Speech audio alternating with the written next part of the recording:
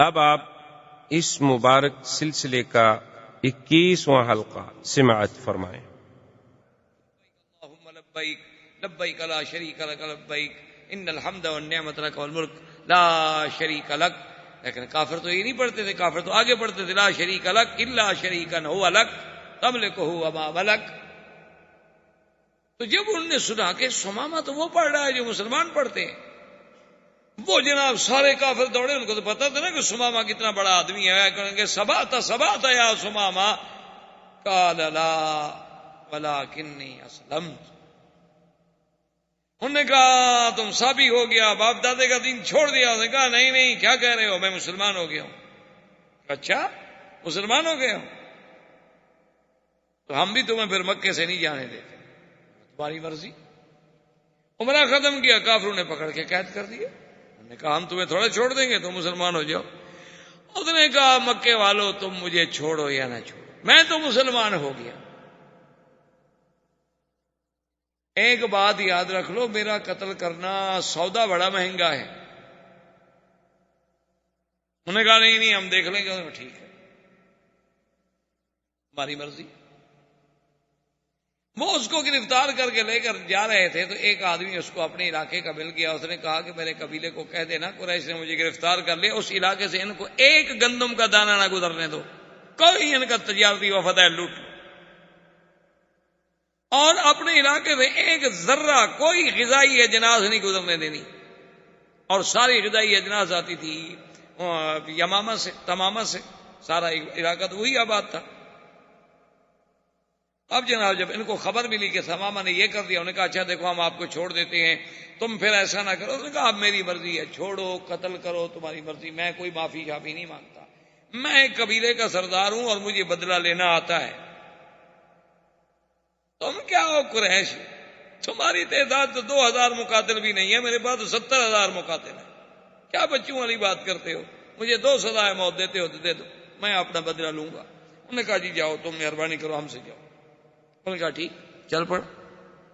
وہاں جانے کے بعد اس نے پورا پابندی لگا دی، اب قریش مرنے لگ گئے، اتنے مجبور ہوئے کہ ایک وفد بھیجا مدینہ منورہ میں کہ حضور ہم پر رحم کریں، ہمارا تو ناطقہ بند ہو گیا۔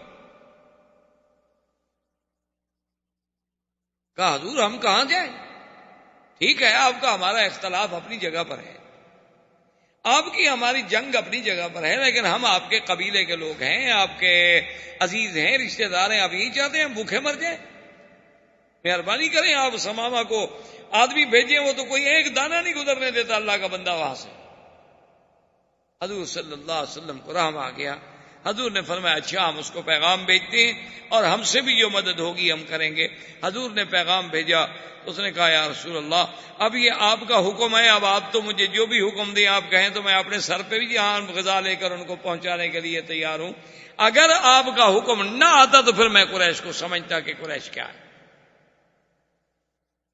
تو انہی اسنا میں یہ سب واقعات جو ہیں تقریباً 5 ہجری کے واقعات ہیں، غزوہ خندق، غزوہ احزاب، اسی طرح بنی قریظہ کو سزا، پھر حضور صلی اللہ علیہ وسلم کا بنی غطفان، بنو فزارہ، بنی سلیم، اور ان تمام احابیش اور ان تمام قبائل کے خلاف ایکشن کہ حتیٰ کہ حضور صلی اللہ علیہ وسلم یعنی بذات ہی چلتے چلتے مدینہ منورہ سے آپ اندازہ فرمائیں کہ وادی عثمان میں پہنچے، اور 10 صحابہ جن کی قیادت حضرت ابو بکر کر رہے تھے وہ تو مکے میں بھی پہنچے۔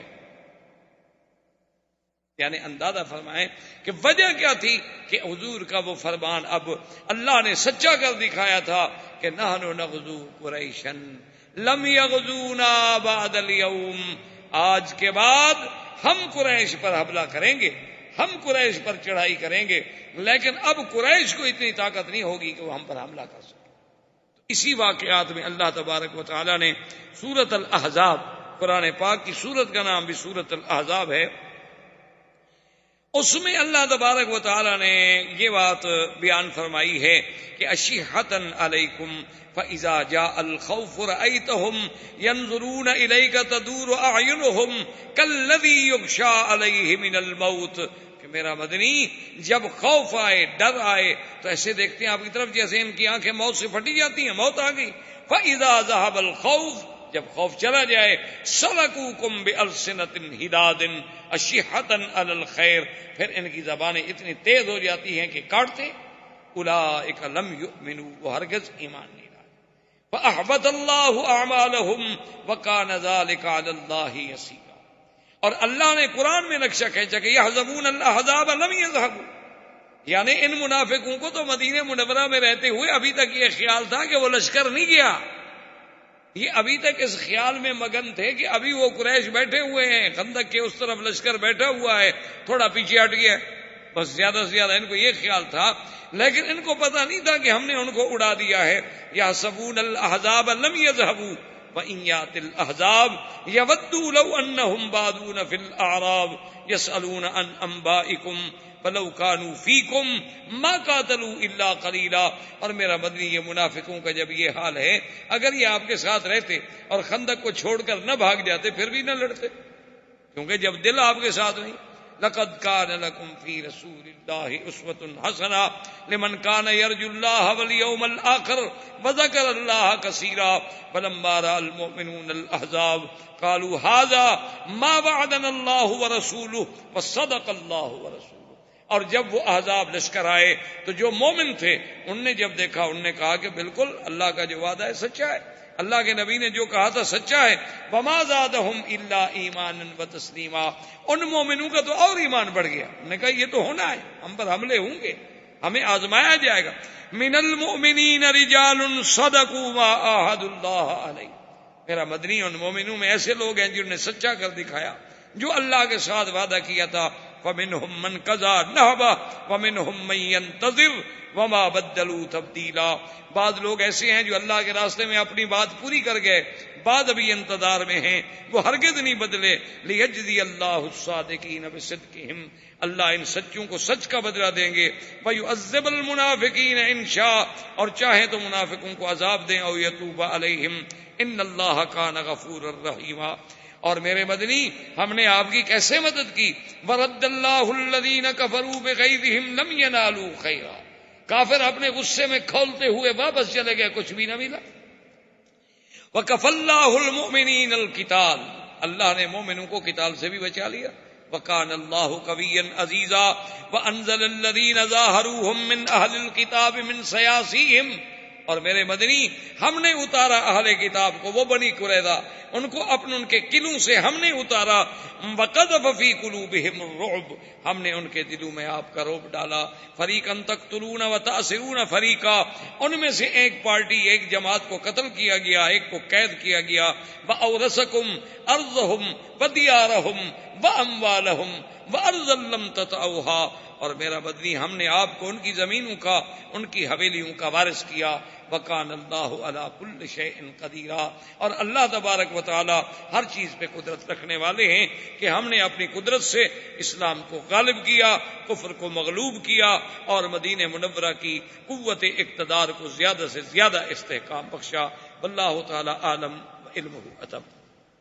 اعوذ باللہ من الشیطان الرجیم. بسم اللہ الرحمن الرحیم. ان الذین جاؤوا بالافک عصبۃ منکم لا تحسبوه شرا لکم بل هو خیر لکم.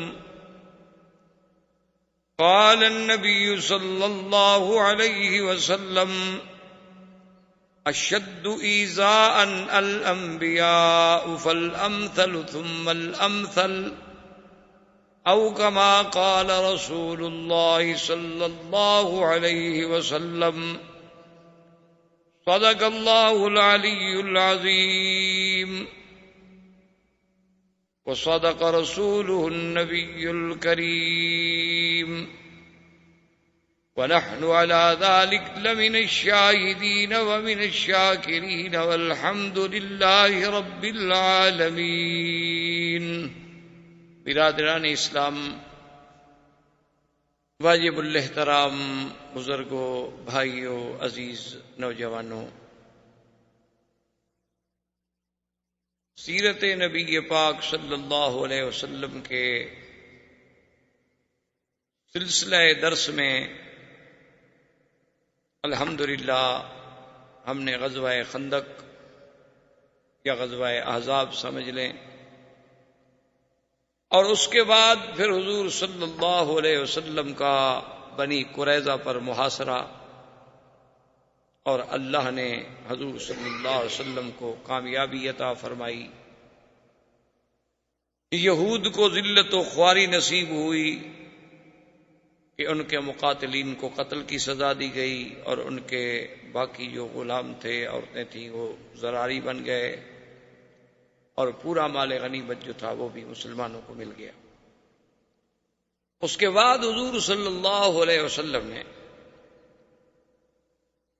یہ فیصلہ فرمایا کہ غزوہ احزاب میں جن لوگوں نے قریش کے ساتھ مل کر، یہود کے ساتھ مل کر مدینہ منورہ پہ چڑھائی کی، ان کو سزا دینی چاہیے تاکہ آئندہ کوئی قبیلہ جرأت نہ کرے۔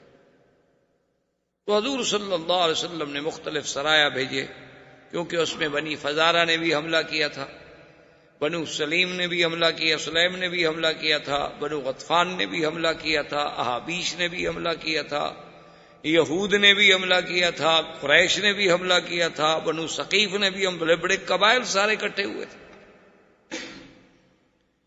تو تمام اطراف میں حضور صلی اللہ علیہ وسلم نے اپنے سرایا بھیجے، صحابہ کو بھیجا کہ ان کے ساتھ جنگ کریں۔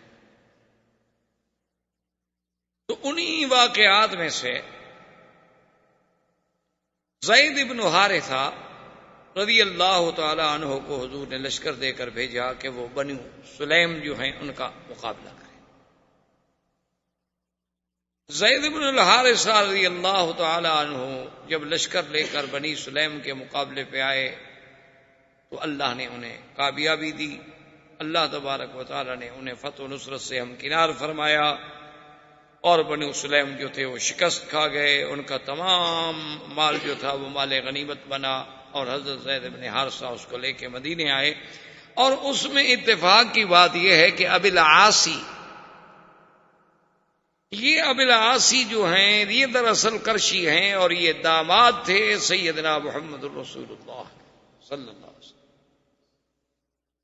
حضور صلی اللہ علیہ وسلم کی بیٹی بی بی زینب جو ہے ان کے شوہر تھے۔ بی بی زینب رضی اللہ تعالیٰ عنہ، اور یہ اتفاق کی قدرتی شان دیکھیں کہ یہ مقام یعنی غزوہ بدر کے موقع پر بھی قید ہوئے تھے۔ حضور صلی اللہ علیہ وسلم نے بہرحال ایک تفصیلی واقعہ پہلے چونکہ پڑھ چکے ہیں،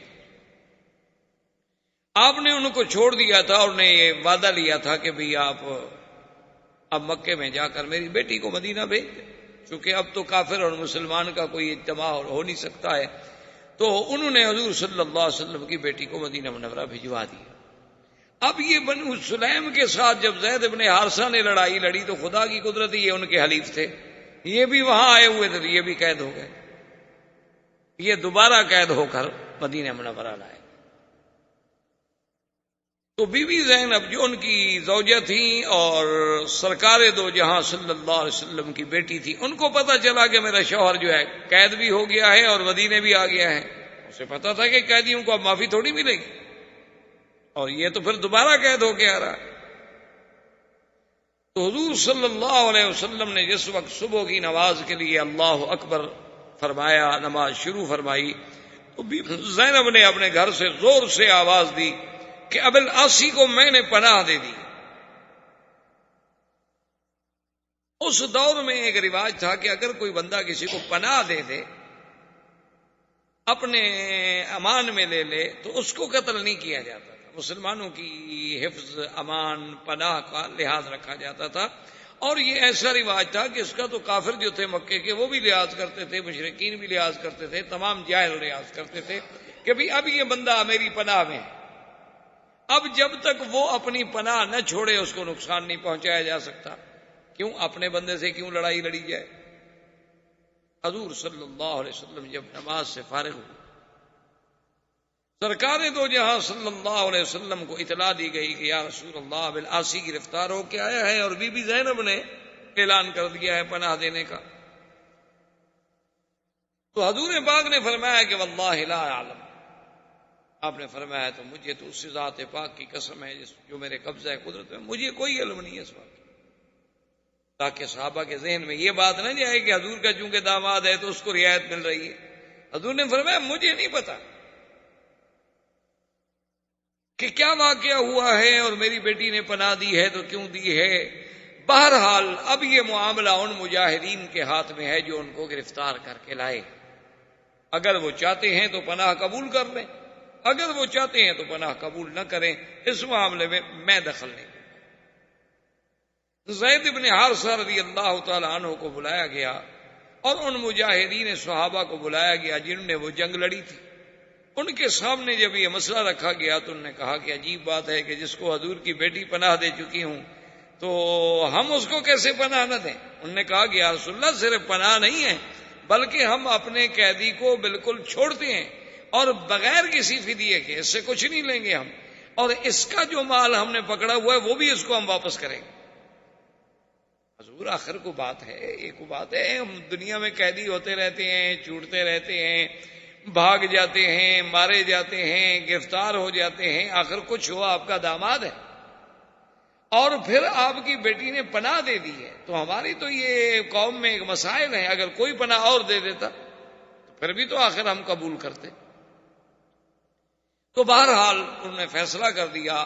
حضور صلی اللہ علیہ وسلم فرمایا کہ بھئی چونکہ یہ معاملہ مجاہدین کا ہے اور ان کا حق ہے، یہ ان کا قیدی ہے اور اس کا مال جو ہے ان کے لیے مال غنیمت کا حصہ ہے، وہ جانے اور فیصلہ جانے۔ صحابہ نے ابی العاصی کو چھوڑ دیا۔ ابی العاصی اپنے پورے سامان کے ساتھ باعزت طور پہ بری ہو کر مکے میں پہنچے۔ جب مکے میں آئے تو ان کے پاس لوگوں کی بڑی امانات تھیں، آپ نے لوگوں کو بلایا اور لوگ بھی بڑے خوش ہوئے کہ ابی العاصی واپس آ گیا، ابی العاصی واپس آ گیا۔ آخر قبیلے کا آدمی تھا، سارے لوگ اکٹھے ہو گئے، اس نے ایک ایک امانت سب کو پہنچائی اور اس کے بعد انہوں نے پوچھا کہ بھئی کوئی آدمی مکے میں ایسا رہ گیا ہے جس کی کوئی امانت کوئی چیز میرے پاس ہو؟ انہوں نے کہا کہ لا واللہ ما وجدناک الا صادقا وفیا، کہ ابی العاصی ہم نے آپ کو سچا بھی پایا، ہم نے آپ کو امانت والا بھی پایا کہ آپ نے ہماری ہر چیز ہمیں محفوظ لوٹا دی ہے۔ تو اس نے کہا کہ دیکھو اگر تم میری صداقت اور میری عدالت کی گواہی دے رہے ہو تو پھر آج اس بات کے بھی گواہ ہو جاؤ کہ اشہد اللہ الہ الا اللہ اشہد ان محمد رسول اللہ، میں نے اسلام قبول کر لیا ہے۔ میں نے مدینے میں اس لیے اسلام قبول نہیں کیا کہ لوگ کہیں کہ قیدی تھا اس لیے اسلام قبول نہیں کیا، اور میں نے راستے میں اس لیے قبول نہیں کیا آپ کہیں گے کہ ہماری امانتیں کھا گیا۔ اب میں نے ہر کسی کو اپنی چیز لوٹا دی ہے، میری حریت ہے، میری آزادی ہے۔ آپ کو اگر ایک مذہب اختیار کرنے کا حق ہے تو مجھے بھی ایک مذہب اختیار کرنے کا حق ہے۔ میں نے مدینے میں جا کر جو نماز دیکھی ہے، میں نے جو قرآن سنا ہے، میں نے جو مسلمانوں کا امن دیکھا ہے، ان کا عمل دیکھا ہے، حضور پاک کے ساتھ ان کی محبت دیکھی ہے، تو میرے دل میں اللہ کے اس دین نے اتنا اثر کیا ہے کہ میں سمجھتا ہوں کہ دین اسلام حق ہے، اور تم مکے والے گواہ ہو جاؤ، میں اسلام کا اعلان کر رہا ہوں۔ اور اللہ کی شان ہے وہ اسلام قبول کر کے مدینہ منورہ تشریف لے آئے۔ اور جب مدینہ منورہ آئے تو حضور پاک نے بی بی زینب ان کی جو بیوی تھی ان کے گھر میں واپس بھیج دی۔ اصل میں یہ بات یاد رکھیں کہ یہ جتنے واقعات ہیں جو الحمدللہ ہم اول سے لے کر آج تک پڑھ رہے ہیں یا آئندہ اللہ جتنی توفیق عطا فرمائیں گے ہم پڑھیں گے، اس میں سیرت کا معنی یہ ہوتا ہے کہ حضور کی زندگی کا ہر عمل اور ہر عمل کا ہر پہلو جو ہے وہ امت کے سامنے آئے کہ جنگ میں حضور کا کیا کردار، دشمن کے ساتھ حضور کا کیا معاملہ ہے، اپنی بیٹیوں کے ساتھ حضور کا کیا معاملہ ہے، مجاہدین کے ساتھ حضور کا کیا معاملہ ہے۔ تو یہ سارا آپ کا ہر عمل، ہر قول، ہر فعل اور زندگی کا ایک ایک لمحہ جو ہے وہ سیرت طیبہ ہے اور سیرت کا حصہ ہے، اور مسلمانوں کے لیے اس میں درس ہے، سبق ہے، دعوت ہے، ہدایت۔ اب حضور صلی اللہ علیہ وسلم نے بی بی زینب ان کے گھر میں واپس بھیج دی، تو یہیں سے علماء نے مسئلہ نکالا ہے کہ اگر زمانہ جاہلیت میں کسی مرد و عورت کا نکاح تھا اور بعد میں وہ دونوں مسلمان ہو گئے تو دوبارہ نکاح کرنے کی ضرورت نہیں ہے، اسی نکاح کو نکاح تصور کیا جائے گا۔ چونکہ ابو العاص کا نکاح زمانہ جاہلیت میں ہوا تھا جب ابو العاص کافر تھا، لیکن جب ابو العاص اسلام لے آیا، بی بی زینب بھی مدینہ منورہ میں تشریف لے آئیں اور وہ بھی اسلام سے مشرف ہو گئیں، حضور کی بیٹی ہیں، تو اب حضور نے یہ نہیں حکم دیا کہ بھی دوبارہ نکاح کرو، اسی نکاح کو حضور صلی اللہ علیہ وسلم نے قائم رکھا۔ اسی طرح حضور صلی اللہ علیہ وسلم کا اپنا نکاح مبارک جو ہے، جو بی بی خدیجہ سے ہوا تھا، تو حضور کی عمر مبارک 25 سال تھی، اور اس وقت تو اسلام قرآن نازل ہی نہیں ہوا تھا۔ اور وہ نکاح پڑھانے والے کون تھے؟ ابی طالب، حضور صلی اللہ علیہ وسلم کے چچا، ان نے خطبہ پڑھایا تھا، اور مشرکین مکہ باقاعدہ نکاح پڑھتے تھے، باقاعدہ گواہ ہوتے تھے، باقاعدہ خطبہ ہوتا۔ اب حضور پر جب قرآن نازل ہوا، شریعت نازل ہوئی، تو اب تجدید نکاح نہیں کی گئی، اسی نکاح کو قائم رکھا۔ اس سے علماء نے مسئلہ نکالا، یہی کام ہوتا ہے فقہا کا۔ جو لوگ یہ سمجھتے ہیں نا جی قرآن و حدیث جب موجود ہے تو پھر ہمیں امام ابو حنیفہ کی اور امام شافعی کی اور امام مالک کی اور امام احمد بن حنبل رحمۃ اللہ علیہ کی کیا ضرورت ہے؟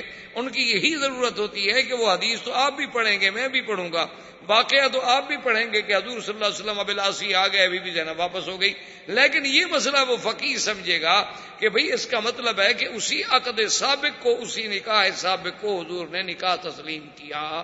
تو یہ کام ہوتا ہے فقہا کا کہ وہ حدیث مبارک سے جو مسائل کا استنباط ہوتا ہے، یعنی اس حدیث سے ما یستنبط منہا وما یستفاد منہا، اس سے جو جو فوائد ہیں، جو منافع ہیں، جو موتی نکلتے ہیں، وہ چن کے امت کو پیش کرتے ہیں۔ اس کے بعد حضور صلی اللہ علیہ وسلم نے ارادہ فرمایا غزوہ بنی المصطلق، اور اسی کو غزوہ مریسی بھی کہا جاتا ہے۔ اصل اس کی غزوے کی سبب یہ تھا کہ بنی المصطلق کا جو سردار تھا حارث بن ضرار، یہ بہت بڑا سردار تھا ان کا، اور یہ بہت بڑا قبیلہ تھا۔ حارث بن ضرار کو جب پتہ لگا کہ مسلمان روزانہ حملہ کر رہے ہیں، کبھی اس قبیلے پہ، کبھی اس قبیلے پہ، کبھی اس قبیلے پہ، حالانکہ وہ یہ نہیں سمجھا کہ مسلمان تو ان کو ادب سکھا رہے ہیں کہ ظالموں تمہارے ساتھ تو ہماری کوئی جنگ نہیں تھی، تم کیوں مدینہ منورہ پہ چڑھ دوڑے؟ مسلمان خود تو نہیں لڑ رہے۔ اور یاد رکھیں مسلمان کبھی فساد نہیں کرتا، اسلام کبھی فساد نہیں کرتا۔ جہاد اور فساد میں تو آسمان و زمین کا فرق ہے، جہاد اور فساد ایک نہیں ہوتا۔ اسلام نے پوری تاریخ اسلام اٹھا کر دیکھ لیں، جہاں جہاں بھی اللہ نے اسلام کو قوت دی ہے اور طاقت دی ہے، اسلام نے تو امن، سلامتی، رواداری، معافی کا اپنا کردار پیش کیا ہے۔ وہ کہیں فاتح بن کر فتح کے نشے میں آ کر اس نے ایسا نہیں کیا ہے کہ مفتو قوموں کی عزتیں اجاڑ دے، اس نے تو سب کی حفاظت کی۔ لیکن حارث بن ضرار کے دماغ میں یہ بات آئی کہ بھی مسلمان ہر قبیلے سے لڑ رہے ہیں، تو کیوں نہ ہم اپنے قبیلے کو پہلے سے تیار کر کے مسلمانوں پہ حملہ کر دیں۔ اس نے جنگ کی تیاری شروع کی، اور حضور صلی اللہ علیہ وسلم کو خبر ملی کہ حارث بن ضرار جو ہے، قبیلہ بن المصطلق جو ہے، وہ اپنی لشکر جو ہے تیار کر رہے ہیں مدینہ منورہ پر چڑھائی کرنے کے لیے۔ حضور کو جب خبر ملی تو حضور نے فرمایا نحن نغزو ولم یغزونا، ہم چڑھائی کریں گے، وہ نہیں چڑھائی کر سکتے ہم۔ اچھا، ان میں اتنی جرأت ہو گئی ہے کہ وہ اب مدینہ منورہ پر پھر حملہ کرنا چاہتے ہیں؟ حضور نے فرمایا لشکر تیار۔ لشکر تیار ہونے کے بعد حضور صلی اللہ علیہ وسلم خود بھی ساتھ گئے۔ آپ نے فرمایا اچھا، ان میں اب اتنی جرأت ہو گئی ہے کہ وہ پھر مدینہ منورہ پر دوبارہ حملہ کرنا چاہتے ہیں۔ تو حضور پاک نے سریہ نہیں بھیجا بلکہ خود بھی غزوے میں شریک، اور اس کا بڑی تفصیل سے واقعہ ہے۔ بہرحال قصہ ہے مختصر کہ اللہ نے حضور صلی اللہ علیہ وسلم کو فتح دی۔ حارث بن ضرار جو تھا، اور اتفاق ایسا ہے کہ وہ فتح بھی ایسی ہوئی، ایسی فتح ہوئی کہ ایسی فتح کا کوئی تصور ہی نہیں کر سکتا کہ جنگ شروع ہوتے ہی ان کا سردار حارث بن ضرار اور 10 آدمی جو تھے مارے گئے، اور ان کا پرچم گر گیا، اور سب لشکری جو تھے انہیں ہتھیار ڈالے کہ بھی یہ تو ایک ہی حلے میں مسلمان نے ہمارے 10 بڑے بڑے سورما جو تھے مار ڈالے، تو آگے کیا ہوگا؟ اور وہ قبائل کے لوگ تھے، انہوں نے دیکھا کہ ہمارا سردار بھی مارا گیا، اور 10 بڑے بڑے ہمارے جنگجو جو تھے وہ بھی مارے گئے، اور بڑی بات یہ ہے کہ ہمارا پرچم جو تھا وہ نیچے گر گیا۔ اس کا مطلب ہے کہ ہماری شکست واضح ہے، تو لہذا انہوں نے بھی ہتھیار ڈال دیے، شکست ہو گئی۔ یہ حارث ابن زرار کی بیٹی تھی جویریہ بی بی، یہ قیدیوں میں حضور صلی اللہ علیہ وسلم کے حصے میں آئی۔ حضور پاک نے اسے آزاد فرمانے کے بعد نکاح فرمایا اور اپنی بیوی بنا کے امہات المومنین میں شامل فرمایا۔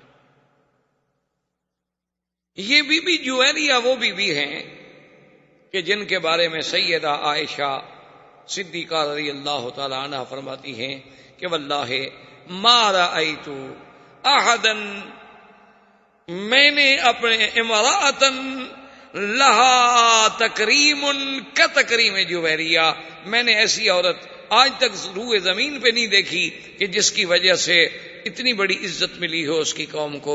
جب بی بی جویریہ سے حضور نے نکاح فرمایا تو سارے صحابہ اکٹھے انہوں نے کہا خدا کے بندے یہ سوچو کہ بی بی جویریہ حضور کی بیوی بن گئی، اس کی قوم کے جو ہمارے پاس غلام ہیں وہ تو حضور کے سسرال ہیں، یہ تو ہمارے لیے بہت بڑا مسئلہ ہو گیا۔ بی بی جویریہ سے حضور نے شادی فرما لی ہے، اب ان کے سارے رشتہ دار ہم نے پکڑے ہوئے ہیں، ہمارے پاس غلام ہے، بھی ہم تو بھئی آزاد کرتے ہیں، ہم تو حضور کے رشتہ داروں کو غلام نہیں بنا سکتے، سب نے آزاد کر دی۔ تو بی بی جویریہ کی وجہ سے پوری قوم کو آزادی مل گئی، تمام قوم کے غلام جو تھے وہ آزاد ہو گئے۔ اس لیے بی بی عائشہ فرماتی ہے کہ ایسی عورت تو ہم نے کوئی نہیں دیکھی کہ جس کی عزت کی وجہ سے پوری قوم چھوٹ جائے۔ اور بی بی جویریہ کی شادی جو تھی وہ بھی ایک عجیب حسن اتفاق ہے کہ بی بی صاحبہ فرماتی ہیں کہ اس واقعے سے 3 راتیں قبل میں نے خواب دیکھا کہ ایک چاند مدینہ منورہ سے چلا ہے، وہ بدر میں آتا ہے، بدر سے پھر وہ ہمارے قبیلے کے اوپر آتا ہے اور اس کے بعد آسمان سے اترتے اترتے اترتے میری گود میں آ جاتا ہے۔ تو میں نے اسی وقت سوچ لیا تھا کہ اس چاند سے مراد اور کوئی نہیں ہو سکتا ما سوا محمد رسول، کیونکہ ایسے واقعات پہلے بھی گزر چکے تھے، قرآن و حدیث میں بھی ایسے واقعات آ چکے تھے کہ جب سیدنا یوسف نے خواب دیکھا تھا، انہوں نے کیا خواب دیکھا تھا کہ انی رأیت 11 کوكبا والشمس والقمر رأیتهم لی ساجدین، کہ 11 تارے اور سورج چاند، تو 11 تارے سے مراد ان کے بھائی تھے اور سورج چاند سے مراد حضرت یعقوب تھے اور ان کی خالہ تھی، تو ان کی تشبیہ جو تھی وہ بھی تو پھر پیغمبر کے ساتھ۔ اس لیے بی بی جویریہ فرماتی ہیں کہ جب میں نے یہ خواب دیکھا تو میں نے اسی وقت سمجھ لیا تھا کہ کوئی بات ضرور ہے، چاند سے مراد تو حضور محمد مصطفیٰ ہے، اور میری گود میں کیسے آ گئے، یہ کیسے ہوتا ہے، مجھے کیسے ملیں گے، یہ بات ابھی میں سوچ رہی تھی اور 3 دن کے بعد میں حضور کی بیوی بن گئی۔ اور بعین ہی اسی طرح بی بی عائشہ صدیقہ رضی اللہ تعالی عنہا نے خواب دیکھا کہ ایک چاند آسمان سے اترتا ہے اور میرے کمرے میں آ کے غائب ہو جاتا ہے، اس کے بعد پھر ایک اور چاند اترتا ہے، وہ بھی میرے حجرے مبارک میں آ کے غائب ہو جاتا ہے، اور اس کے بعد پھر ایک اور چاند اترتا ہے، وہ بھی میرے حجرے میں آ کے غائب ہو جاتا ہے۔ اتنے میں صبح ہو جاتی ہے، میری آنکھ کھل جاتی ہے، اور سیدنا ابی بکر رضی اللہ تعالی عنہ تعبیر رویا میں بہت بڑے ماہر تھے، یعنی حضور صلی اللہ علیہ وسلم سے جب کوئی خواب پوچھنے آتا تو حضور یا تو خود تعبیر عطا فرما دے یا کہتے ابو بکر تم تعبیر دیا۔ تو بی بی عائشہ فرماتی ہیں کہ میں نے اپنے ابا جان سے یہ اپنا خواب بیان کیا تو سیدنا ابو بکر چپ ہو گئے۔ میں نے کہا ابا جان کی تعبیر دیں، فرمایا اچھا عائشہ جب وقت آئے گا تو میں تعبیر بتلا دوں گا۔ اور کہتی ہیں کہ فلما توفی رسول اللہ صلی اللہ علیہ وسلم ودفن فی حجرتی، جس دن حضور پاک کی وفات ہوئی اور حضور سرکار دو جہاں میرے حجرے میں دفن ہوئے تو میرے ابے نے کہا کہ عائشہ ھذا اول قمر من اقمارک، آج پہلا چاند تو تیرے گھر میں آ گیا۔ اس کے بعد پھر سیدنا صدیق دفن ہوئے، اس کے بعد پھر سیدنا عمر دفن۔ تو سیدہ عائشہ نے جو خواب دیکھا تھا وہ خواب بعین ہی اسی طرح سچا۔ اب حضور صلی اللہ علیہ وسلم جب واپس آ رہے تھے تو قاعدہ یہ ہوتا تھا کہ راستے میں جہاں کوئی چشمہ ہوتا تھا چھوٹا موٹا پانی کا وہیں پڑاؤ ڈالا جاتا تھا کہ بھئی کچھ پانی بھی پی لیا جائے، کچھ جانور بھی پانی پی لیں، اونٹ گھوڑے بھی پانی پی لیں، اور کسی نے کچھ اللہ نے توفیق دی ہے کچھ کھانا پکانا ہے تو وہ بھی کھا لے۔ تو ایک چھوٹے سے چشمے پر، اور ویسے اصول یہ بنایا تھا صحابہ نے کہ چشمے پر جب قافلہ اتر جاتا تو سب سے پہلے جو لوگ ہیں وہ بھیجے جاتے کہ حضور پاک کے لیے پانی بھر لیں،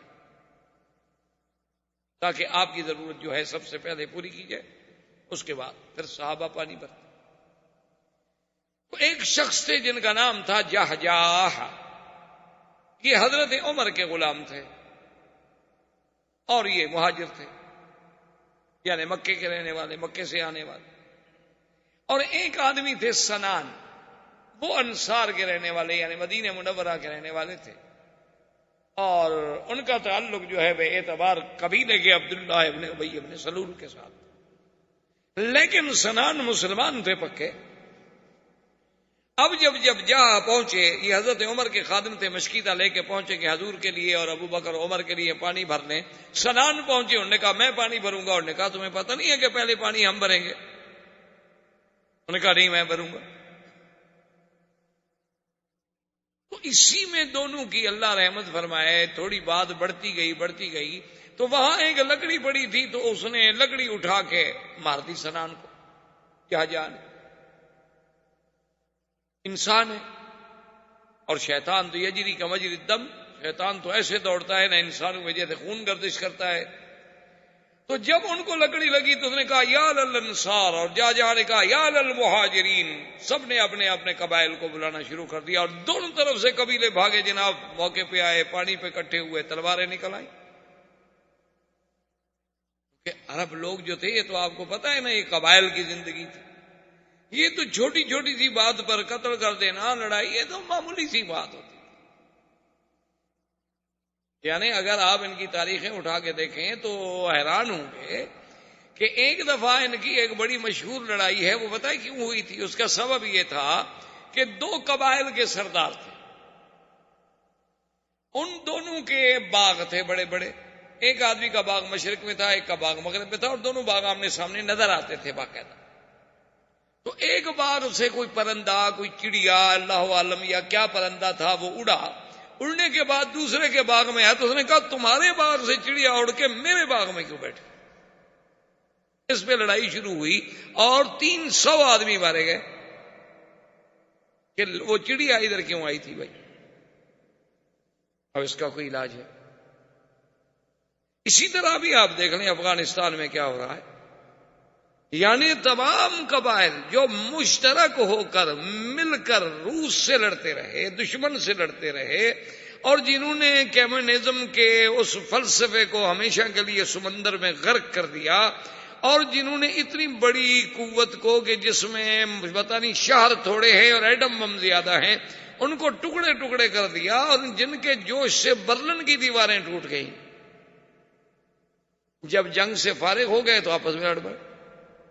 کیوں فارغ کیسے بیٹھے؟ اب آدمی عادی ہو جاتا ہے نا، 15-16 سال لڑائی کرتے کرتے فارغ کیسے آدمی ہو؟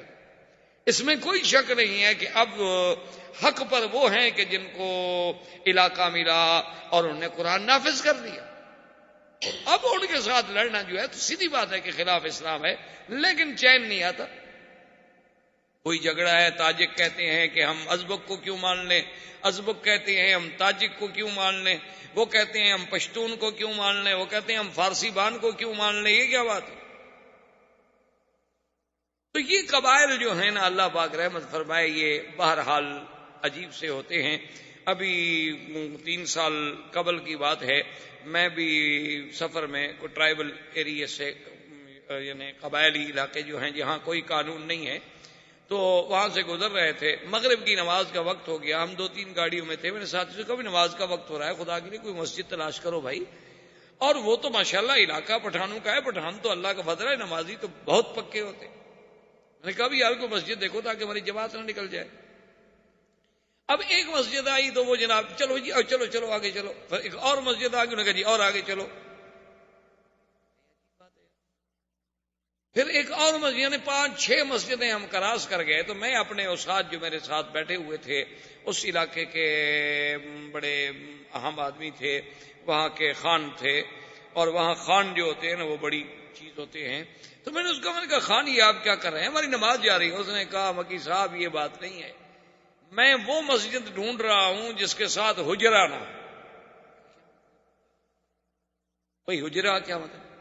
اور نے کہا جس مسجد کے ساتھ حجرہ ہوتا ہے، اور اگر ہم وہاں مغرب کی نماز پڑھیں گے تو پھر کھانا کھائے بغیر ہم وہاں سے آگے نہیں جا سکتے.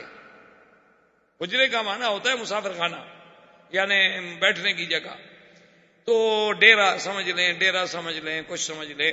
تو جس مسجد کے ساتھ حجرہ ہے، جو ہی ہم نماز سے فارغ ہوں گے وہ دیکھیں گے کہ یہ باہر کے لوگ آئے ہوئے ہیں، تو وہ فوراً آ جائیں گے کہ جناب چلیں، پہلے کھانا تیار ہے، کھانا کھائیں، اور کھانے کے بغیر آپ جا نہیں سکتے، اور اگر آپ کھانا نہ کھائیں تو پھر آپ دشمن ہیں، پھر مقابلہ کریں، کلاشنکوف نکال،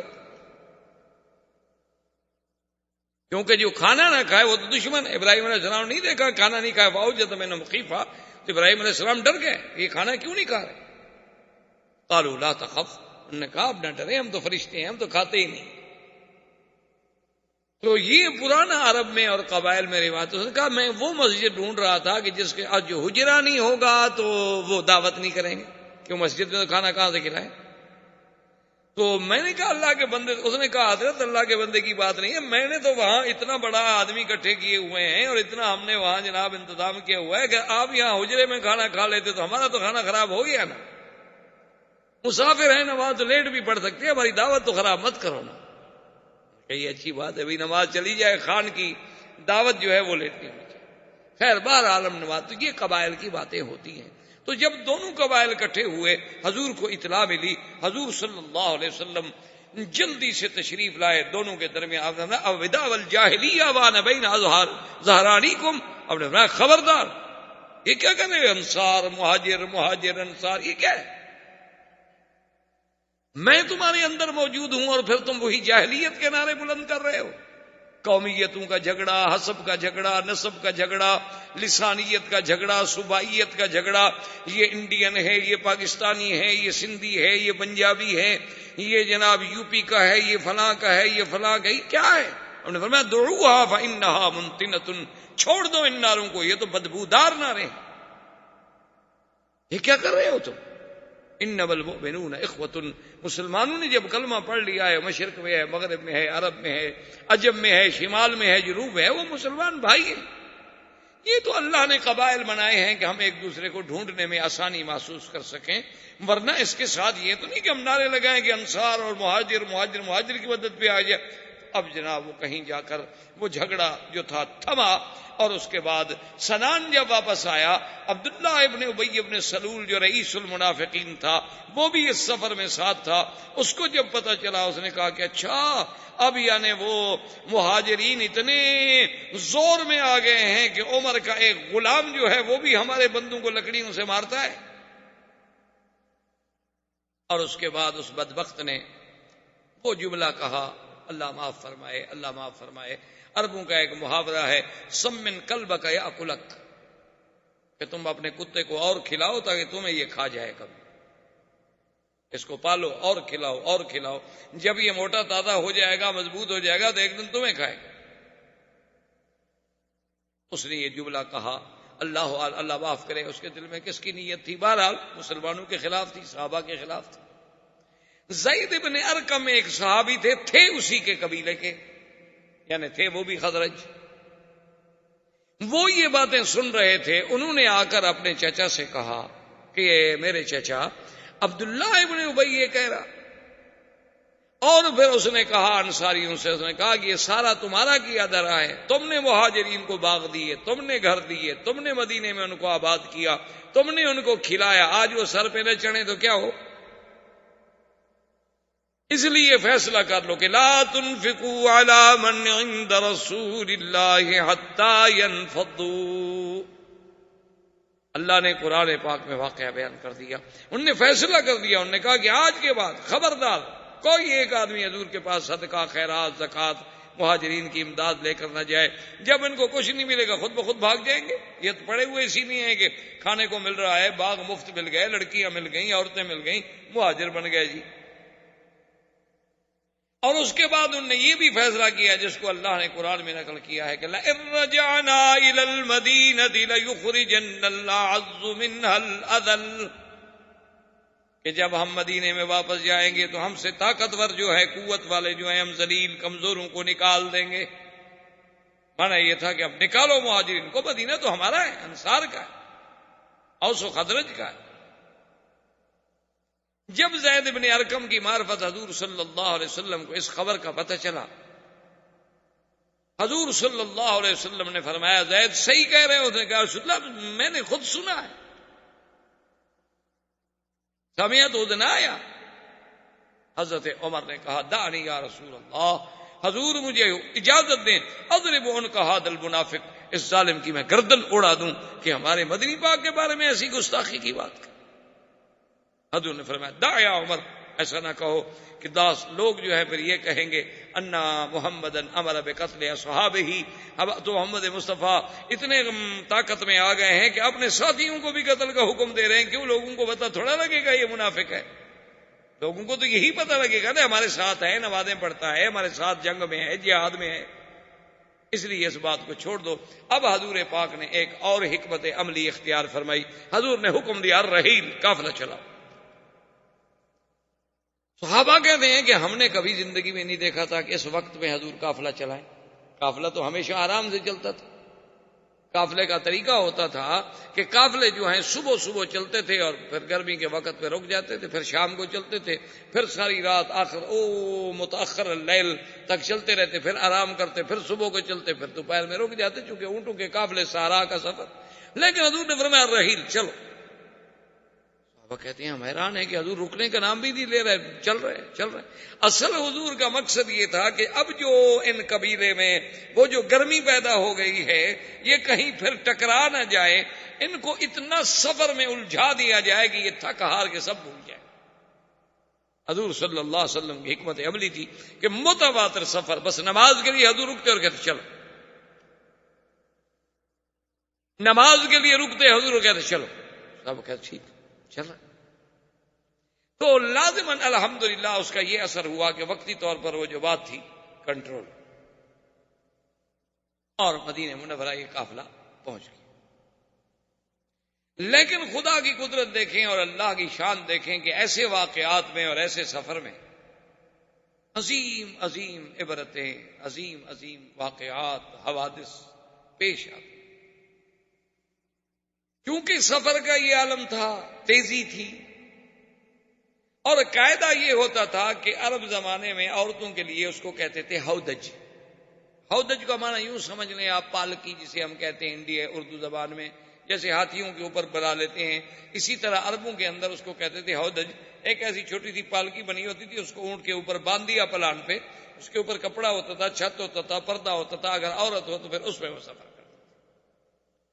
اور قاعدہ یہ ہوتا تھا کہ جب سفر کا وقت آتا تو حضور صلی اللہ علیہ وسلم کے ساتھ جو بیویاں ہیں وہ اپنے اپنے ہودج میں جا کے بیٹھ جاتی. وہ اٹھانے والے آگے ہودج کو اٹھا کے تو اونٹ پہ باندھ دیتے اور قافلہ چل پڑتا. حضور سب سے آگے ہوتے قافلہ. اب خدا کی شان یہ ہے کہ بی بی عائشہ سیدہ صدیقہ رضی اللہ تعالی عنہا وہ بھی اس سفر میں ساتھ تھیں. وہ اپنے قضاء حاجت کے لیے، چونکہ اس دور میں اور خاص طور پہ سفر میں کوئی حمامات تو ہوتے نہیں تھے، عورتیں ہوں یا مرد ہوں تو پھر قافلے سے بہت دور کئی فرلانگ دور چلے جاتے تھے تاکہ کسی کو نظر بھی نہ آئے، کوئی آواز یا کوئی رائحہ خبیثہ، کوئی ایسی بدبو، کوئی ایسی چیز بھی کسی کو محسوس نہ ہو. تو ایک پردے کا طریقہ یہ ہوتا تھا کہ بہت دور نکل. بی بی عائشہ بھی دور نکل گئیں. واپس جب آئیں تو قافلہ چلا گیا، کہ قافلہ تو رکنے کا نام ہی نہیں لے رہا تھا نا، حضور چلا رہے تھے نا قافلے کو دھڑا دھڑ. اب بی بی عائشہ جب واپس آئیں تو اس نے کہا بھی قافلہ چلا گیا اور صحرا کا سفر ہے، اب اگر میں پیچھے دوڑوں تو کوئی سوال ہی پیدا نہیں ہوتا کہ میں اونٹوں کو پکڑ لوں، آدھے گھنٹے کا بھی فرق پڑ جائے تو بس پھر تو قافلہ گیا.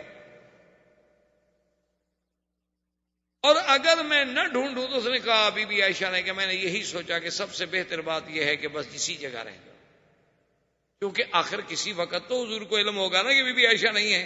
کیونکہ حضور کی عادت مبارک تھی قافلے کو چلانے کے بعد وہ کبھی کبھی اپنی سواری جو تھی وہ عورتوں اپنے بیویوں کے اونٹوں کے قریب لا کے پوچھ لیتے تھے کہ کوئی تکلیف تو نہیں ہے، خیریت ہے، کوئی پانی کوئی چیز پوچھنی ہے، پوچھ کے پھر حضور چلے جاتے تھے. انہوں نے کہا کبھی تو حضور میرے اونٹ کے قریب آئیں گے نا، پوچھیں گے، جب آواز نہیں آئے گا تلاش کریں گے، جب تلاش کریں گے تو یہ جگہ ڈھونڈنا تو قبیلے کے لیے آسان ہے، قافلے کے لیے.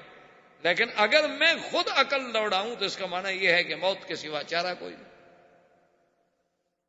حضور صلی اللہ علیہ وسلم نے ایک اور انتظام بھی فرمایا تھا کہ ایک صحابی تھے جن کا نام تھا صفوان ابن معطل، بڑے شان والے سے حضور نے ان کے ذمے ایک ڈیوٹی لگائی ہوئی تھی کہ تم جو ہے کم از کم 4-6 گھنٹے قافلے سے پیچھے رہا کرو، اکیلے اونٹنی، راستہ تمہارا یہی ہوگا جس راستے پہ ہمارا قافلہ جا رہا ہے، جہاں جہاں قافلہ پڑاؤ کرے گا اور وہاں سے وہ منزل چھوڑے گا تو تم 4 گھنٹے 6 گھنٹے بعد وہاں پہنچو گے، وہاں آگے ذرا دیکھ لو کسی کی کوئی چیز رہ گئی ہو، کوئی تلوار رہ گئی ہو، کوئی سلا رہ گیا ہو، کوئی سامان رہ گیا ہو، تو وہ اپنی اونٹنی پہ رکھ لیا اور پھر قافلے کو پہنچا دیا، کیونکہ انسان ہے، اونٹوں کے سفر ہیں، گھوڑوں کے سفر ہیں، تو کئی چیزیں بھول جاتا ہے آدمی۔ حضرت صفوان ابن معطل فرماتے ہیں کہ میں اپنے اونٹنی پر جب آیا تو دور سے مجھے ایک سایہ سا محسوس ہوا کہ کوئی کپڑا لے کے جیسے کوئی بندہ لیٹا ہوتا ہے، اور میں جب قریب آیا دیکھا تو کپڑا لے کے بیٹھی ہوئی ہیں بی بی عائشہ، چونکہ میں نے پردے سے پہلے دیکھا ہوا تھا بی بی کو، تو میں نے فوراً اندازہ لگا لیا کہ بی بی عائشہ، میں نے کہا عائشہ، انہوں نے کہا چپ کر گئی، میں نے کہا اللہ کی بندی تم کیسے اکیلے یہاں رہ گئی؟ قافلہ چلا گیا، تم اکیلی عورت۔ بی بی عائشہ کہتے ہیں، حضرت صفوان فرماتے ہیں کوئی بات نہیں، اور اس کے بعد حضرت صفوان نے صرف یہی کہا کہ لا حول ولا قوت الا باللہ، لا حول ولا قوت الا باللہ، اللہ کی قدرت ہے، پتہ نہیں کیا ہو۔ اور کمال ہے کہ حضور اتنے سفر میں اپنی بیوی کا بھی خیال نہیں فرمایا۔ تو بی بی عائشہ کہتی ہیں کہ واللہ ما رأیت رجلا امینا ولا کریم، میں نے ایسا شخص نہیں دیکھا، سخی بھی اور امانت والا، کہ انہوں نے آ کے میرے قریب اونٹ اپنے کو بٹھایا اور خود دور چلے اور پشت دے کر کھڑے ہو گئے تاکہ میں اونٹ میں بیٹھ جاؤں۔ اونٹ پہ چڑھتے ہوئے بیٹھتے ہوئے، ممکن ہے عورت ہے نا، چادر اتر جائے، دوپٹہ اتر جائے، کچھ ہو جائے، دور کھڑے ہو گئے۔ جب ان کو تسلی ہو گئی کہ اب میں اونٹ پہ بیٹھ گئی ہوں گی تو آئے اور مہار پکڑی اور چل۔ حضور صلی اللہ علیہ وسلم کو راستے میں علم ہوا تو آپ نے فرمایا کوئی بات نہیں، الحمدللہ خیر ہے، پیچھے صفوان جو آ رہا، تو اب کسی کو دوبارہ بھیجنے کی کیا ضرورت ہے کہ ہم تلاش کریں، اسی لیے تو ہم نے ایک آدمی رکھا ہے قافلے کو ڈھونڈنے کا۔ تو خلاصہ یہ ہے کہ بہرحال مدینہ منورہ کے قریب پہنچے، سارا قافلہ بیٹھا ہوا ہے، حضور بیٹھے ہیں، صحابہ بیٹھے ہیں، مختلف اجماع ہیں، اور وہ عبداللہ ابن ابی جو ہے وہ بھی ایک ٹولی میں اپنے ساتھیوں کے ساتھ بیٹھا ہوا ہے، رئیس المنافقین جو تھا عبداللہ ابن ابی ابن سلول وہ بھی بیٹھا ہوا ہے، اور دور سے حضرت صفوان آگے چلتے ہوئے آ رہے ہیں، اور اڑتے اڑتے خبر تو پہنچ گئی کہ بی بی عائشہ رہ گئی تھی اور صفوان جو ہے ان کو لے کے آ رہا ہے۔ جب وہ قریب آئے تو اس بدبخت نے کہا کہ واللہ ما نجا منہا ولا نجت من، کہنے لگا بہرحال یہ نہیں ہو سکتا کہ وہ اس سے بچ گئی ہو یا یہ اس سے بچ گیا ہو، ایک جوان لڑکی ہو، ایک جوان آدمی ہو، سارا ہو، علیحدہ ہو، یہ ہو نہیں سکتا کہ بچ گئے، نعوذ باللہ ثم نعوذ باللہ، یعنی اتنی بڑی تہمت۔ اور یہ بات آہستہ آہستہ آہستہ چل نکلی۔ اب یہ بات چل نکلی، اتفاق کی بات یہ ہے، بی بی عائشہ فرماتی ہے کہ جب میں سفر سے واپس آئی تو میں بیمار ہو گئی اور مجھے کوئی پتہ نہیں، اور 20 دن متواتر میں بیمار رہی حضور کے گھر میں، اور اس بیماری میں یہ عالم تھا کہ مجھے بخار کی تکلیف تھی، اور میرے پاس چونکہ میرے ابا اور اماں آتے تھے اور کوئی آتا نہیں تھا، ان نے جب مجھے بات ہی نہیں بتائی، مجھے کیا پتا، لیکن میں نے اتنا ضرور محسوس کیا کہ حضور کی محبت میں فرق ہے۔ حضور صلی اللہ علیہ وسلم کا جو التفات تھا، جو حضور کا محبت تھی اور توجہ تھی، میرے ساتھ آگے بات کرتے تھے، مجھے بہلاتے تھے، مجھے تسلی دیتے تھے، خاص طور پہ مجھے اگر بخار ہو یا تکلیف ہو تو پھر حضور کافی ٹائم میرے ساتھ بیٹھتے تھے، صرف حضور تشریف لاتے اور آگے اتنا پوچھ رہے تھے کئی فتیکم، کیا حال ہے اس کا، اور اس کے بعد چلے۔ اب بات اور پھیلنے لگ گئی۔ بی بی عائشہ فرماتی ہیں کہ میں نے جب دیکھا حضور کا اعراض کہ حضور کی کوئی توجہ ہی نہیں، تو میں نے ایک دن حضور سے عرض کیا کہ یا رسول اللہ استاذن، میں اجازت لینا چاہتی ہوں کہ میں اپنے ماں باپ کے گھر چلی جاؤں۔ حضور فرمایا ٹھیک چلیے. بی بی عائشہ فرماتی ہیں کہ پھر میں اپنے ماں باپ کے گھر میں آ گئی، لیکن پھر بھی مجھے کوئی نہیں بتاتا یہ بات کیا ہے.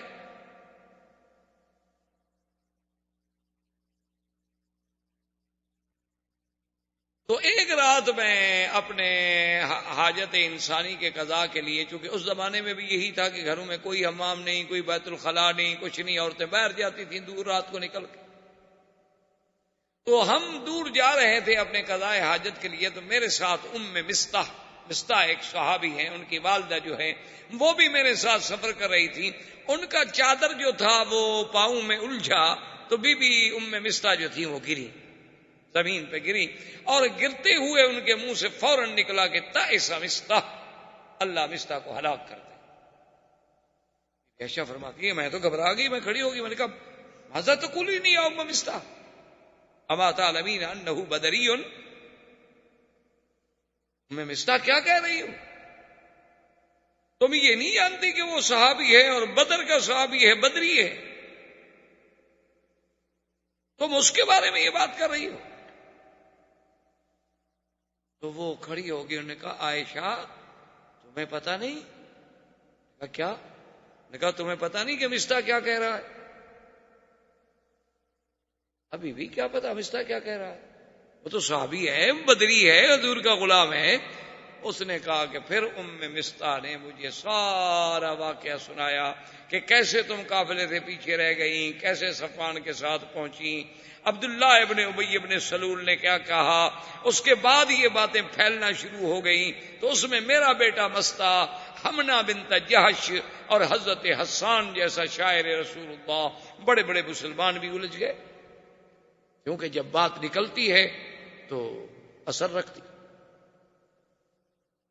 اسی لیے کسی نے کہا نا کہ جو بات نکلتی ہے اثر رکھتی ہے، پر نہیں طاقت پرواز مگر رکھتی.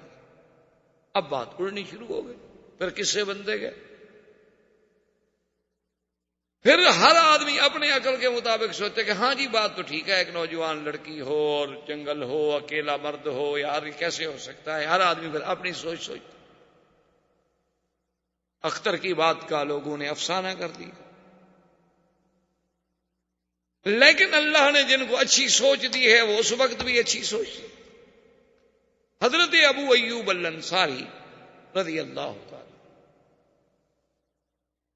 جو حضور صلی اللہ علیہ وسلم کے مدینہ منورہ میں سب سے پہلے میزبان، انہوں نے جب یہ واقعہ سنا گھر میں آئے، اپنی بیوی کو یہ بات سنائی، اور اس کے فوراً بعد یہ کہا ابو ایوب نے اپنی بیوی سے کہ میری بیوی لو کنت مکانت عائشہ، اگر تم عائشہ کے بجائے ہوتی تو کیا تم یہ گناہ کر لیتی؟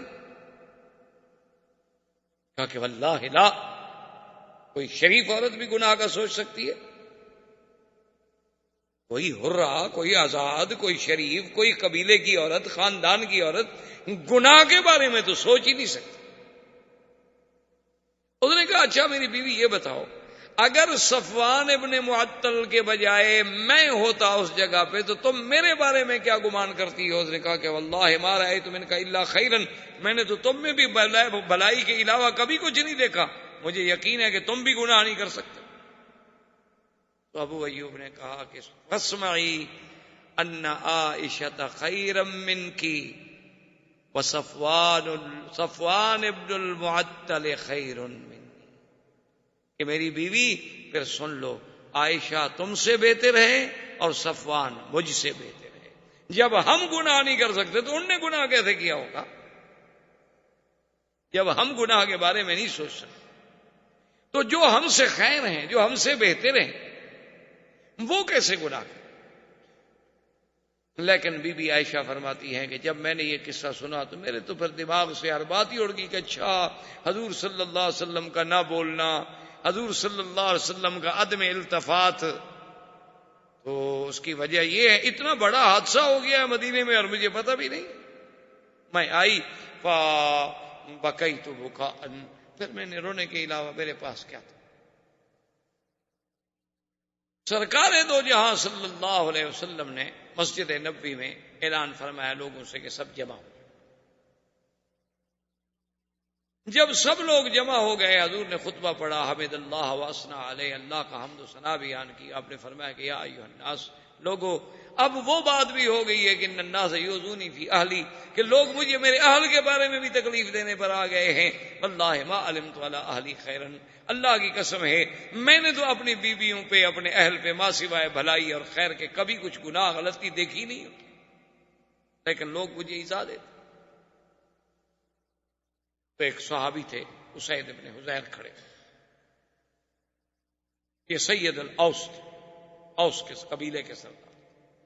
انہوں نے کہا یا رسول اللہ ان کان من الاوس، حضور آپ پر تہمت لگانے والا، آپ کے گھرانے پر اعتراض کرنے والا اگر ہمارے قبیلے کا آدمی ہے، حکم کریں ہم اس کی گردن کاٹ کے پاؤں میں رکھیں، اور اگر وہ خزرج کے قبیلے کا آدمی ہے تو پھر سعد ابن عبادہ رئیس الخزرج کو حکم دیں گے اس کی گردن کاٹ کے رکھیں، یا ہمیں حکم دیں پھر ہم دیکھیں گے خزرج کے لوگ کیسے تہمت لگاتے ہیں. سعد ابن عبادہ کھڑے کو کہا تم جھوٹ بول رہے ہو، تمہیں پتا ہے کہ تمہارے قبیلے کا آدمی نہیں ہے جس نے یہ حرکت کی ہے. اگر تمہارے قبیلے کا آدمی ہوتا نا اتنے جذبے تو باتیں نہ کرتے. تمہیں چونکہ پتا ہے کہ وہ تمہارے قبیلے کا بندہ نہیں ہے، وہ ہمارے قبیلے کا بندہ، اس لیے جذبات میں آ رہے ہیں. تو یہ آپس میں تیز ہو گئے. حضور اٹھے درمیان سے، آپ نے فرمایا اچھا تم لوگ بجائے میری ہمدردی کرنے کے اپنی قبائلی الجھنوں میں پھر الجھ گئے ہو.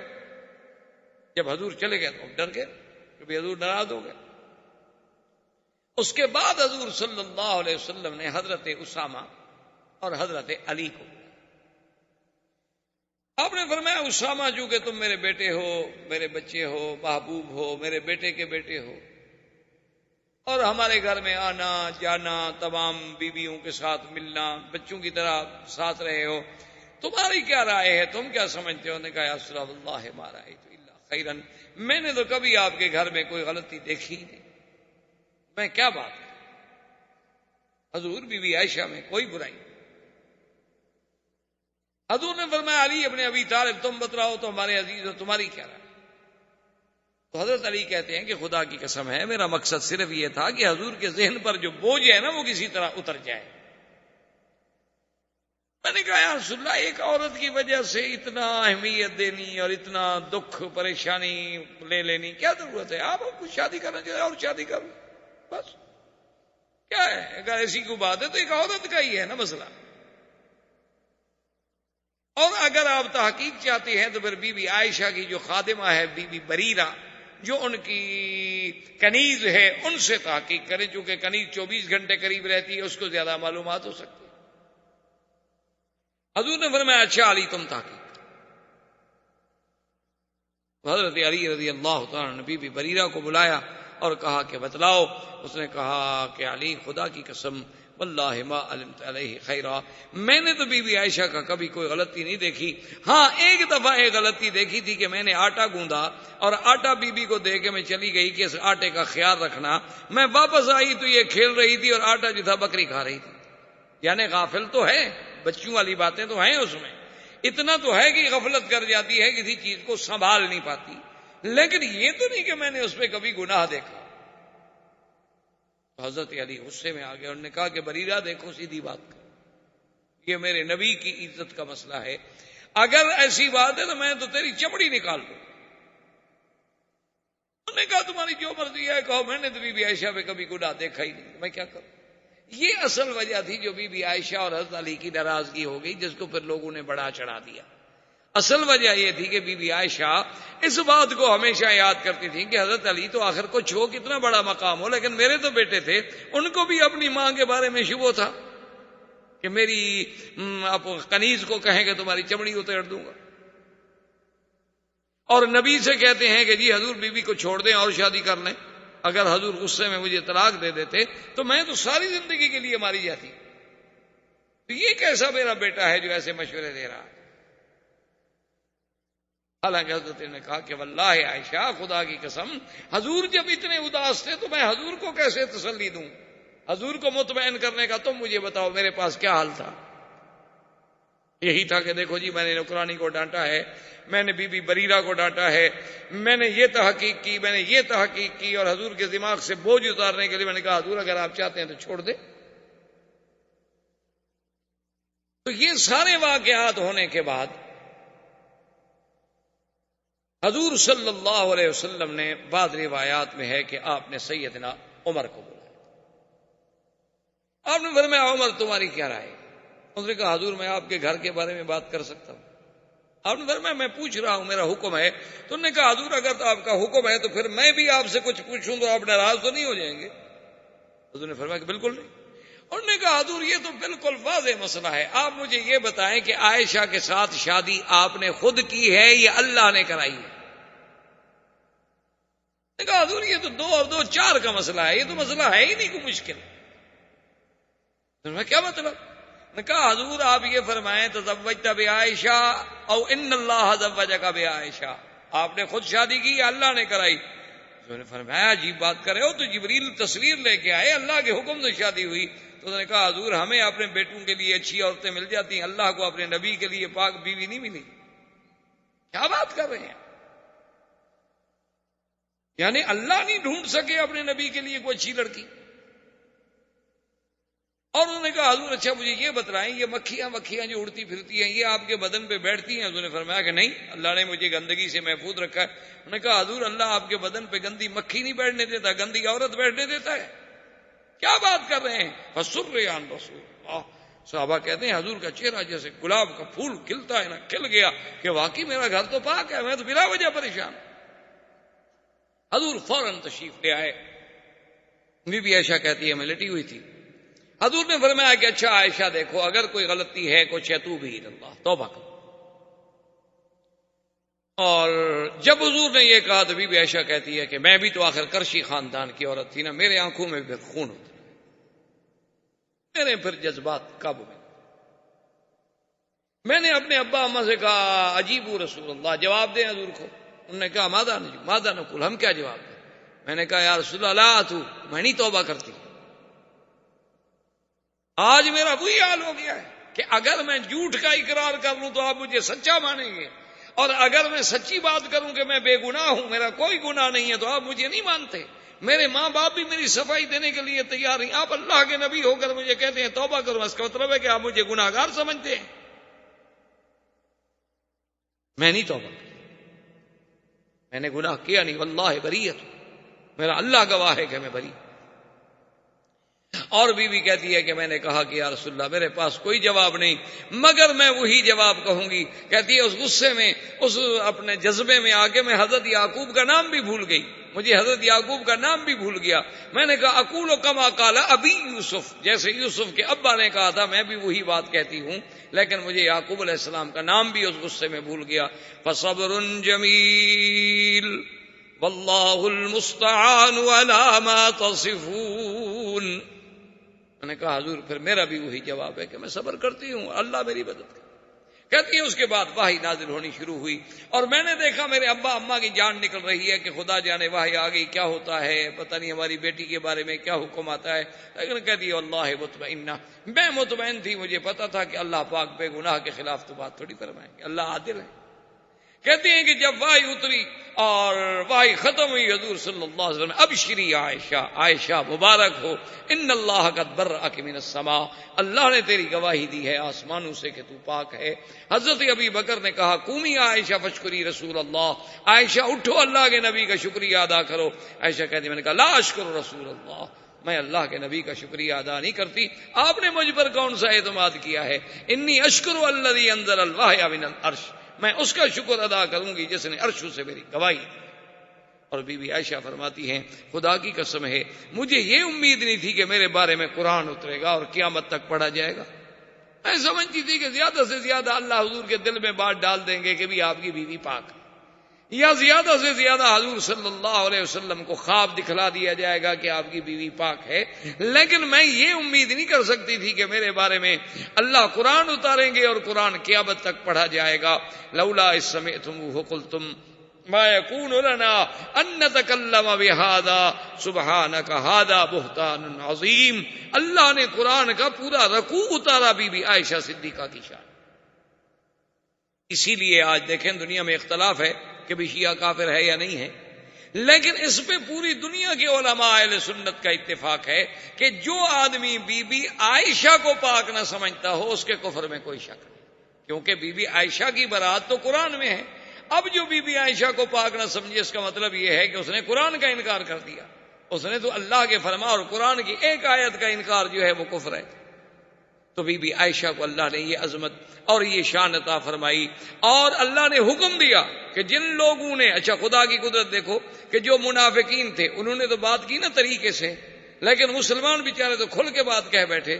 تو 3 مسلمانوں جن میں حضرت حسان، حضرت مصطح اور بی بی حمنہ، ان کو جھوٹی تہمت لگانے کے کوڑے لگائے گئے، اور حضرت ابو بکر صدیق نے جو مصطح پہ خرچ کرتے تھے، آپ نے فرمایا واللہ لا انفق بعد ذلك، خدا کی قسم ہے کہ مصطح آج کے بعد پھر میں تمہارے اوپر خرچ نہیں کروں گا کہ تم بھی میری بیٹی پہ تہمت لگانے میں شریک ہو جاؤ اور میں تمہارے گھر کے خرچے برداشت کروں۔ اللہ نے قرآن نازل کیا، الا تحبون ان یغفر اللہ لکم واللہ غفور الرحیم، کیا تم یہ نہیں چاہتے ہو کہ تم بھی معاف کر دو جیسے اللہ نے معاف کر دیا ہے؟ تو حضرت صدیق نے کہا تبت الی اللہ، میں قسم کا کفارہ دوں گا، مصطح پہلے جو میں تمہیں خرچ دیتا تھا اب اس سے دگنا خرچ ادا۔ تو یہ سارے واقعات جو ہیں یہ 5 ہجری کے بعد پیش آئے، 6 ہجری کی ابتدا ہو چکی تھی، زندگی باقی تو بات باقی۔ وما علینا الا البلاغ، والسلام علیکم ورحمۃ اللہ وبرکاتہ۔ برادران اسلام، واجب الاحترام بزرگوں، دوستوں، بھائیوں، عزیز نوجوانوں، دروس سیرہ نبویہ کے ضمن میں سرکار دو جہاں صلی اللہ علیہ وسلم کی سیرت طیبہ ابتدا سے لے کر اختصار کے ساتھ ہم 6 ہجری کے واقعات پہ پہنچے تھے، جس میں افک سیدہ عائشہ رضی اللہ تعالی عنہ، اور اس عظیم واقعے کے بعد براءت سیدہ عائشہ رضی اللہ تعالی عنہ کے بعد سرکار دو جہاں صلی اللہ علیہ وسلم نے ایک خواب دیکھا،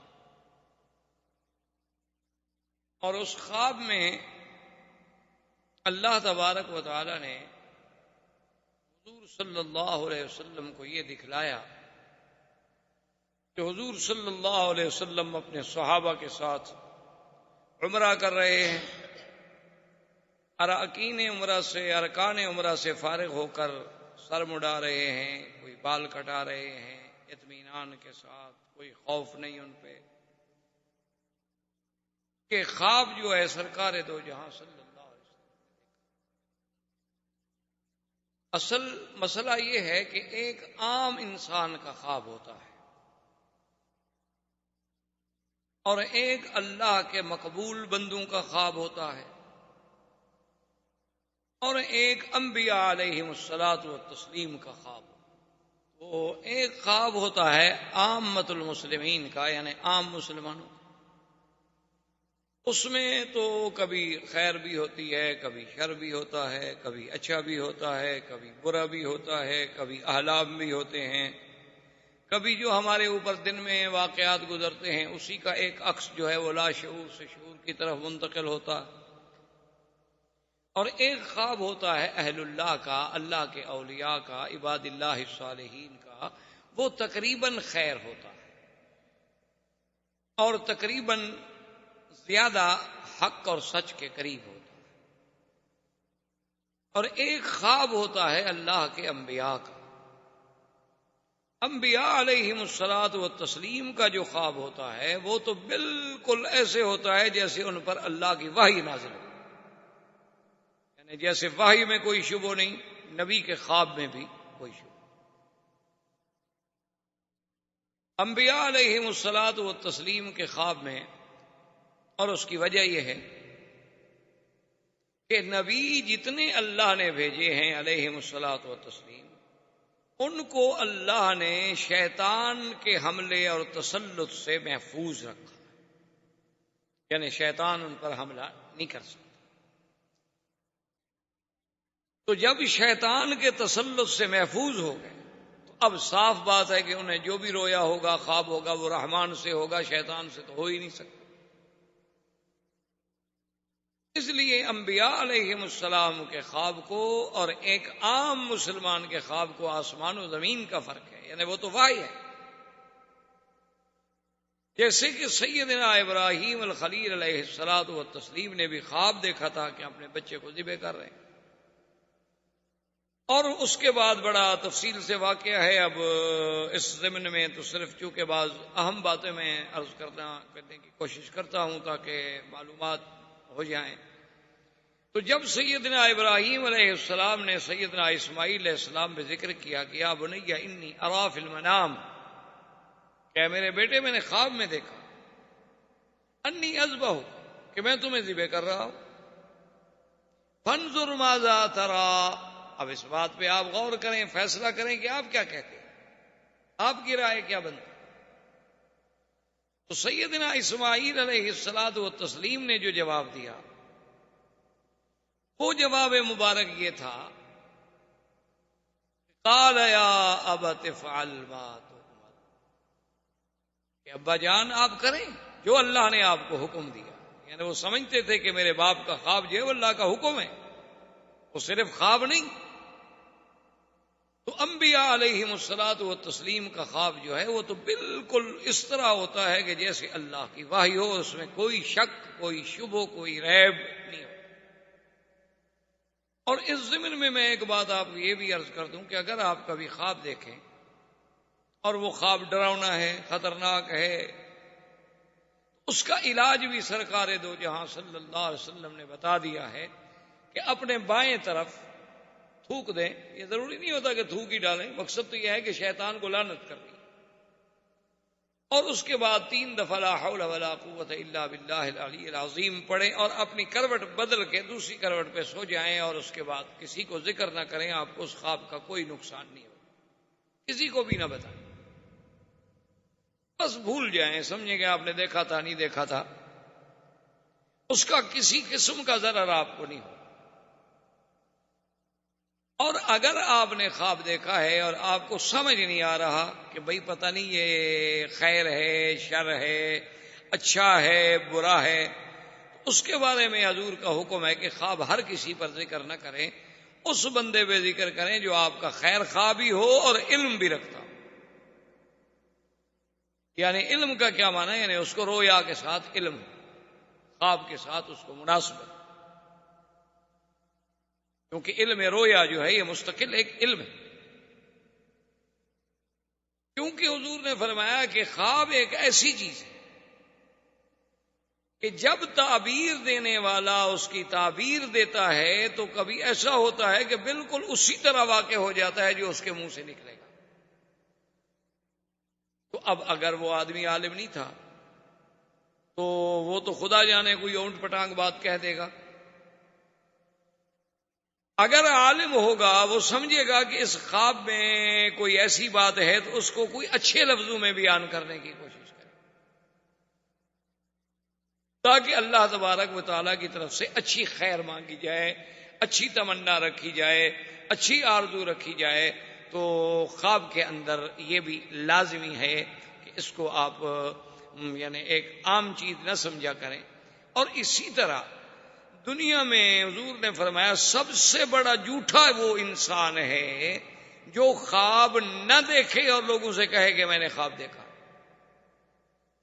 اس نے خواب نہیں دیکھا لیکن لوگوں سے کہتا ہے کہ جناب مجھے تو فلاں بزرگ کی زیارت ہوئی، اور مجھے تو فلاں صحابی کی زیارت ہوئی، اور مجھے تو حضور صلی اللہ علیہ وسلم کی زیارت ہوئی، اور ایسی باتیں کرتا ہے حالانکہ اس نے نہیں دیکھا۔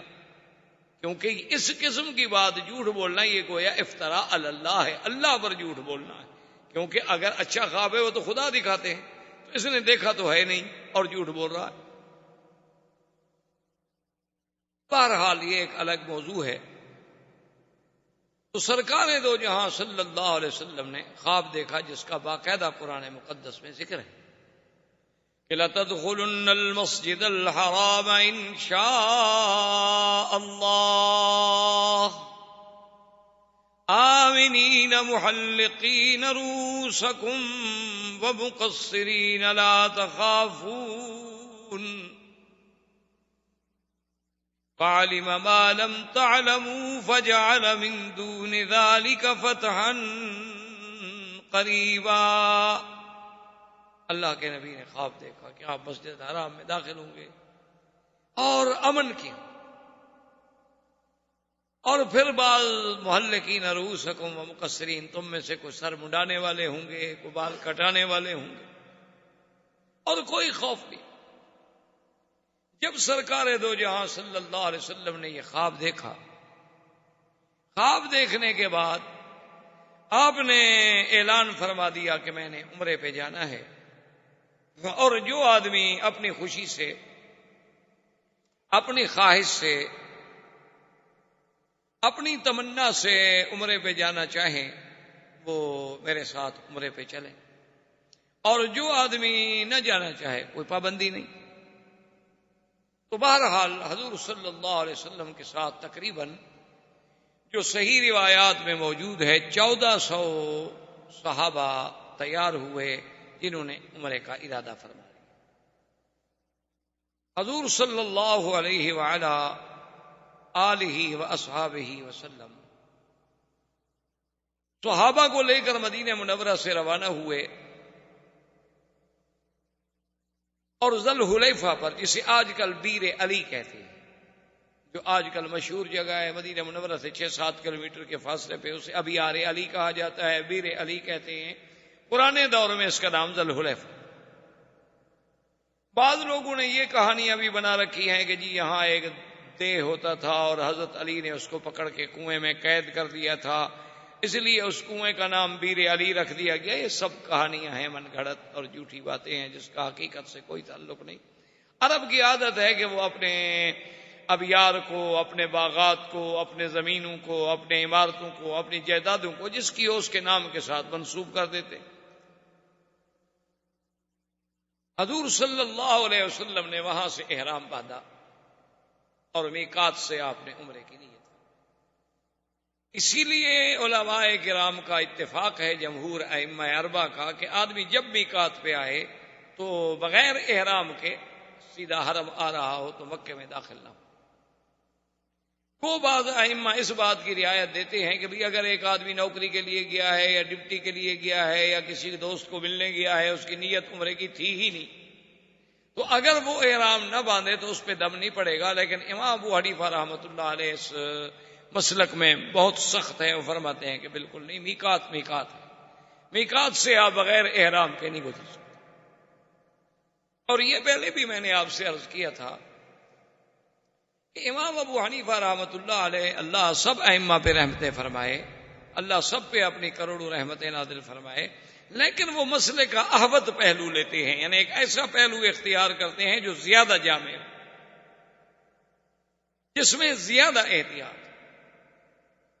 اب دیکھیں نا جی، مثلا آپ احرام سے آ رہے تھے، میقات سے آپ کی ڈپٹی پہ گئے تھے یا ڈپٹی کے لیے آ رہے تھے، لیکن اگر آپ نے احرام باندھ لیا ہے تو کوئی امام اس کو غلط تو نہیں کہتا کہ آپ نے کیوں باندھا. جو اجازت دے رہے ہیں وہ بھی صرف کہتے ہیں اجازت ہے، یعنی دم نہیں پڑے گا، جرمانہ نہیں ہوگا. وہ یہ تو نہیں کہتے کہ ایسا کریں اچھی بات ہے. اچھا، اگر بفرض محال قیامت میں لازمی طور پر 2 مجتہدوں کا اتحاد ہے، لیکن ایک کا اتحاد حق ہوگا. اگر قیامت کے دن اجتہاد یہ حق ہو گیا کہ بھئی اگر کوئی ڈپٹی والا ہے یا کوئی دوست کے ملنے والا ہے عمرہ نہ کرے تو اس پہ کوئی جرمانہ نہیں، ٹھیک ہے، کوئی بات نہیں، اچھی بات ہے، بچ گئے بیچارے. لیکن جس نے عمرہ کیا ہوا ہے اس کا ثواب تو اللہ ضائع نہیں کریں گے بھی تم نے عمرہ کیوں کیا تھا. اور جس نے عمرہ نہ کیا اور قیامت والے دن فیصلہ یہی ہوا کہ نہیں عمرہ کرنا ضروری تھا، تو جن نے نہیں کیا وہ کیا کریں گے؟ وہ کون سے محاسن اس کے بدلے میں ادا کریں گے؟ اور پھر امام صاحب یہ فرماتے ہیں کہ مجھے یہ بتائیں کہ کیا حضور پاک نے بھی کبھی کسی میقات سے تجاوز کیا ہو بغیر احرام کے؟ احباب کرام، اس کے بعد اب آپ اس مبارک سلسلے کی CD نمبر 22 سماعت فرمائیں.